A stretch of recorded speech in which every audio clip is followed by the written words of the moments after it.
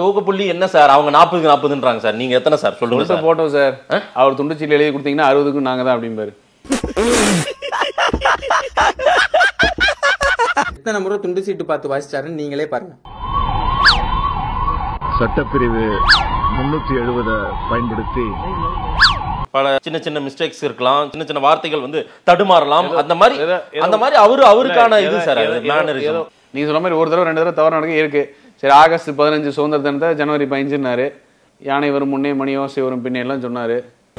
ஜனவரி மாதம் 25ஆம் தேதி குடியரசு நாளில் கவர்னர் பெற்றோம். இந்த கண்டன கூட்டத்தில் பகிரங்கமாக குற்றம் சாட்ட விரும்புகிறேன். நமக்கு தான் வரல, விட்டுடுங்க. தூணை கண்ணை மூடிக்கொண்டால்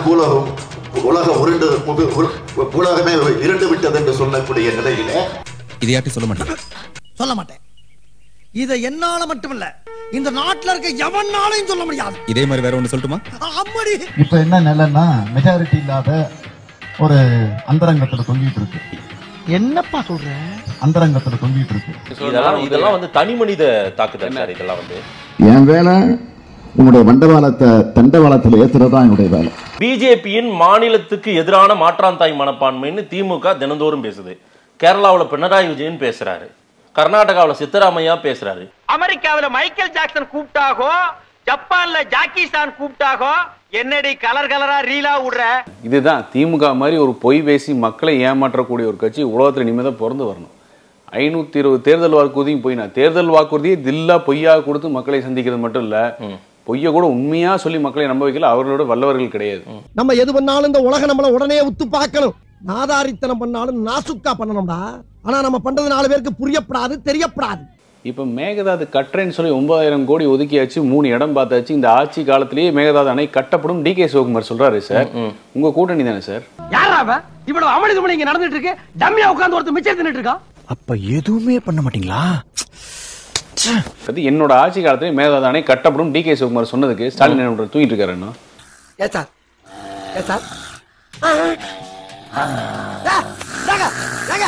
என்னங்க தூங்குறீங்க? உங்க வியாபாரம் வந்து கர்நாடகால இருக்கு, அவரோட பொண்ணோட வியாபாரம் கர்நாடகால இருக்கு. அது எதுவும் கிட்டக்கூடாது. அதுக்கு தொடர்ந்து ஒரு அறிக்கை கூட கொடுத்துட மாட்டாரு.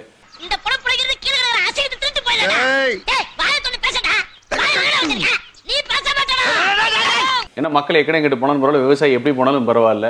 நிதி வரலன்னா அப்புறம் சார் 8 லட்சம் கோடி கடன் வாங்கியிருக்கீங்க. அப்படி வாங்கி என்னத்தை அறுத்து தள்ளிட்டீங்க கடனை வாங்கி. நீ சாதிச்சதெல்லாம் என்னடா? காலையில ஒரு சட்டி பழைய சோறு, ராத்திரிக்கு ஒரு சட்டி சுடுசோறு தின்னு வயிற்று சட்டி மாதிரி வச்சிருக்க.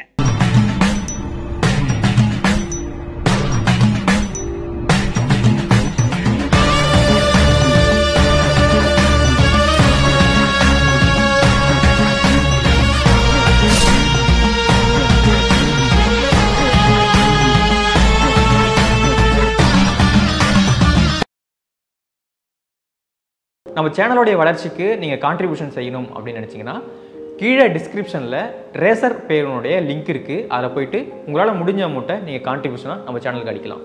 நன்றி. சார் நிதி வரல சார், உண்மை சார். தமிழ்நாட்டுக்கு மட்டுமா நிதி வரல? கேரளாவுக்கு வரல, ஆந்திராவுக்கு வரல, கர்நாடகாவுக்கு வரல. இதே நிலவரம் தானே சார். நாங்க 10 வருஷமா ஆட்சி பண்ணும்போது அதிமுக நாங்க இந்த மாதிரி நீலி கண்ணீரை வடிச்சுக்கிட்டு இருந்தோம். இளவு வீட்டுல பொம்பளையா கூட இவ்வளவு அழுக மாட்டாளுங்க. ஆனா நீ இந்த ஆளே அழுகிறியடா. இந்த ஆளே அழுகிற நீ. கடனை வாங்கி ஆசியா பணக்காரர் பட்டியல் இருந்து உலக பணக்காரர் பட்டியல் போன் கோல்மால்புரம் பண்ற அத்தனை அட்டூழியத்துக்கு இப்படிதான் முடிவு. எல்லாம் பார்க்கறத கடைஞ்சு எடுத்து அமிர்தத்தையா கொடுத்துட்டு பாறையில போட வைக்கிறடா. என்ன அடிக்கிறீங்க? எரியுதே, அங்கங்க பிடிச்சு எரியுதே. இல்லப்பா தமிழ்நாடு மட்டும் போறல, இந்த போராட்டத்தை கையில் எடுத்ததே கர்நாடகா சித்தராமையா சார். இந்தியா கேரளா பினராயி விஜயன். ஒரு நிமிஷம். அப்ப அதுக்கு போயிருக்கணும். யார் போயிருக்கணும் அந்த போராட்டத்துக்கு? உதயநிதியாச்சும் போயிருக்கணும்ல. போயிருக்காங்க சார். பிடிஆர் போயிருக்காரு. வேற என்ன பிடிஆர்? அதுக்கு மட்டும் அப்ப பிடிஆர் பண்றதெல்லாம் கரெக்ட் தானே? அப்ப 30,000 கோடி இவ்வளவு என்னாச்சுன்னு பதில் சொல்லுங்க.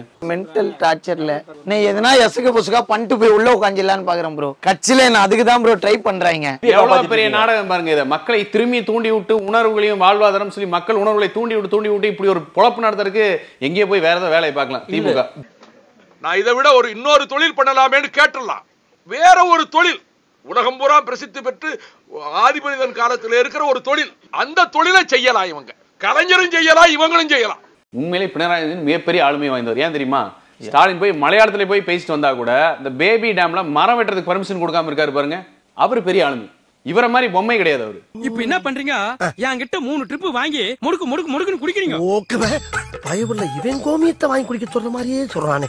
நீட் போராட்டம் ஒழிச்சிருவான்னு சொல்லிட்டு உண்ணாவிரத்துக்கு அதிமுக வரணும். காவேரி மேலாண்மை வாரியத்துக்கு அழுத்தம் கொடுக்காம மத்திய நீர்வளத்துறை அமைச்சர் போய் பாக்குறதுக்கு அதிமுக வேணும். இவங்க சொல்ற அத்தனை வேலைக்கு அதிமுக வேணும். தனியா போனா கை நீட்டுவானுங்க. நீ இருந்தேன்னா இடையில வந்து காப்பாத்துவ. சொன்னா கேளு, ப்ளீஸ் ஹெல்ப் மீ. நக்கு செத்த பையல மூஞ்சி மோரையும் வரும், மூஞ்சி மோரையும். பேபி டேம்ல பினராயி விஜயன்ட்ட இன்னும் பர்மிஷன் வாங்க முடியாத பொம்மை முதல்வர் மு க ஸ்டாலின், அதுதான் உண்மை. தொடரலாம். பொம்மை முதல்வர்னு பேசினதை அனுமதிக்க முடியாது. அது மாதிரி அனுமதிக்க முடியாதா? சரி, தமிழகத்தின் முன்னணி நடிகர் மு க ஸ்டாலின் அவரோட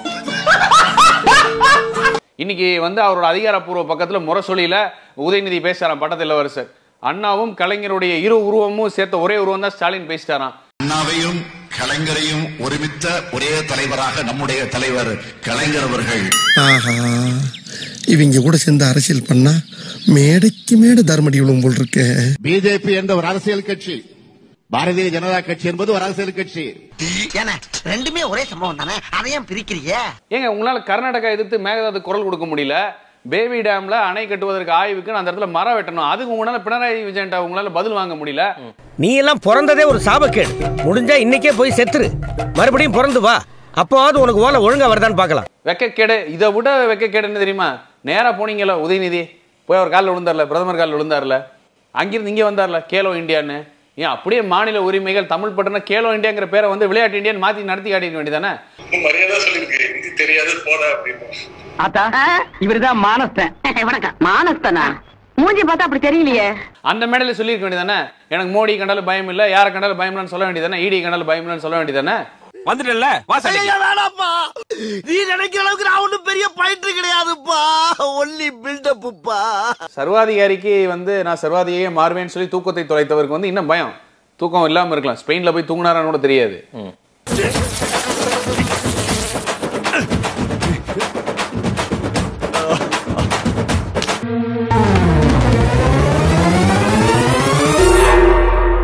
திமுகவுக்கு ஜால்ரா போடும் ஊடகம்னு உடனே எதுக்கு நாங்கிறீங்க நீங்க? இருங்க, அக்யூஸ் ராஜா என்ன பெரிய புனிதராய் வெளியே வந்துட்டாரா?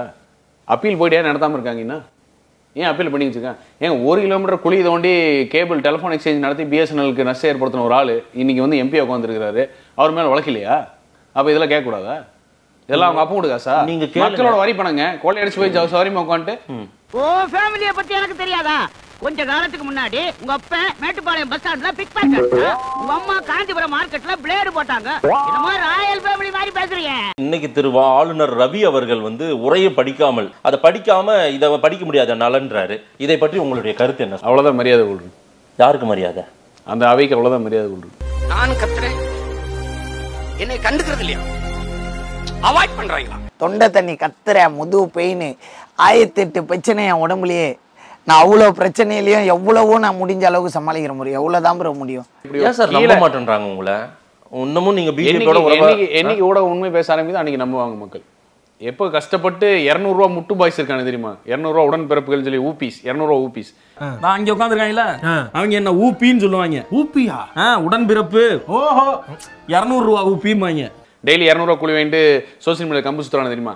அவனுங்களை மிஞ்சிற மாதிரி முட்டு கொடுக்குறாங்க தெரியுமா ஊடகம்? அந்த ஊடகம் என்னைக்கு தெரிஞ்சதோ அன்னைக்கு மக்கள் நம்புவாங்க. ஆனால் உங்களை அடிச்சுக்க முடியாது ஜி. சொல்றாங்க என்ன அடி சிங்சக்குங்கறீங்களே. எனக்கு இன்னொருத்தங்க போட்டியா போயிட்டு இருக்குங்க. இவன் 4 தடவை இன்னைக்கு தான்டா போட்டான். நானும் பொண்ணும்ல. டிஐபிஆர்ல இருந்து பட்ஜெட் கட் ஆயிரும் அப்படின்னு தெரிஞ்சா உடனே ஊடகம் எல்லாம் வாய் முடிக்கும். ஏன் இப்ப மட்டும் போட வேண்டியதானே? கருணாநிதி 100ஆண்டு விழா பேருந்து நிலையம் போட வேண்டியதானே? இப்ப மட்டும் கிளாம்பாக்கம் பேருந்து கிளாம்பாக்கம்னு மக்கள் போராட்டம் 2 நாள் வந்து ரோட்ல நின்று மறியல் பண்ணி போறாங்க. உடனே கருணாநிதி 100ஆண்டு பேருந்து நிலையம்ங்கிறது கிளாம்பாக்கம் பேருந்து நிலையம் ஆயிரும். இவ்வளவு பயந்து சாகுது இந்த ஆட்சி. இப்ப நாங்க போற ரூட்டுக்கு பஸ் இல்லனா, ஒரு பஸ் கூட வரல இது வரைக்கும். நான் 2 ஹவர் வெயிட் பண்றேன். இவங்க எவ்வளவு நேரம் வெயிட் பண்றாங்கன்னு தெரியல. அப்புறம் நாங்களே எப்படி போறது? காத்திருந்து காத்திருந்து காலங்கள் போகுதடி. அதர் ஸ்டேட்டுக்குள்ளால போனா கூட இப்படி கூட எவனும் பண்ண மாட்டான். அங்க கூட போய் இங்கிலீஷ்ல கேட்டா கூட இது போயிட்டு 4வது பிளாட்ஃபார்ம் 3வது பிளாட்ஃபார்ம் விவரமா சொல்லுவானுங்க. இங்க போனா அங்க போ, இங்க போ, அங்க போ, இங்க போன்றானுங்க. எல்லாம் பார்த்தா மனுஷனா தெரியல, எனக்கு தெரியல. மட்டமான ஆச்சு, பொறம்போக்குங்களா, விடியாதாச்சு, மயிர் மட்டாச்சானுங்களா, பொறம்போக்கு நாய்ங்களா, போய் சோத்திங்கடா பொறம்போக்குலாம் உள்ள வந்து பாரு. அவ்வளவு பேர் கஷ்டப்பட்டு இருக்காங்க. ஹானஸ்டா ஏதாவது சொன்னா சம கோவத்துல ஏதாவது திட்டிடுவேன். இந்த மாதிரிலாம் பண்றது என்ன? சின்ன ஒரு புழுக்கு இருக்கிற அறிவு இருந்தா கூட இந்த மாதிரி தப்புலாம் செய்ய மாட்டாங்க. நீ மனுஷனா இல்ல மிருகமாடா? உனக்கு அறிவு இருக்காடா இல்ல மூளை இருக்காடா அட்லீஸ்ட் ரோசமாவது இருக்காடா? இப்ப கோயம்பேடு மால் இடம் வந்து லூலு மாலுக்கு கொடுக்குறாங்கன்னு பேச்சு வரும்போது மட்டும் சத்தத்தை காணும். அப்படி ஒண்ணும் கிடையாது அப்படின்னு திரு சேகர் பாபு சொல்லிட்டாரு. அவர் சொல்லிட்டா மட்டும் உத்தமர் அவர் சொன்ன ஒரு காந்தி வழி பரம்பரை அவர் ஹரிச்சந்திரரோட புத்திரர் அவர். இவர்தான் பிரிட்டிஷ் இளவரசர் சார்லஸ். கீழே போடா சார், என் கஸ்டமர் மேல கை வைக்காதீங்க. சரி கால் வைக்கிறேன். ஒரு ஏடிஎம் கிடையாது, ஒரு உணவகம் கிடையாது, கழிவுப்படை வசதி கிடையாது, எந்த வசதியும் இல்லாம எதையுமே இல்லாம போய் அங்க போய் ஓபன் பண்ணி வச்சு அவசர அவசரமா கலைஞர் பேர் வச்சு இல்ல கருணாநிதியின் பேர் வச்சு இப்படிதான் நடக்கும். எப்போ உரிமை தொகையின் கருணாநிதியின் பேர் வச்சிங்களோ 1.25 கோடி பெண்களுக்கு உரிமை போச்சு தமிழ்நாட்டுல. எனக்கே சிரிப்பா இருக்கு.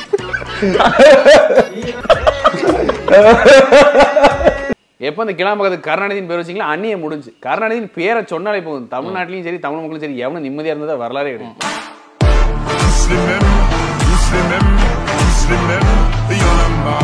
ஸ்டார்ட் பண்ணு.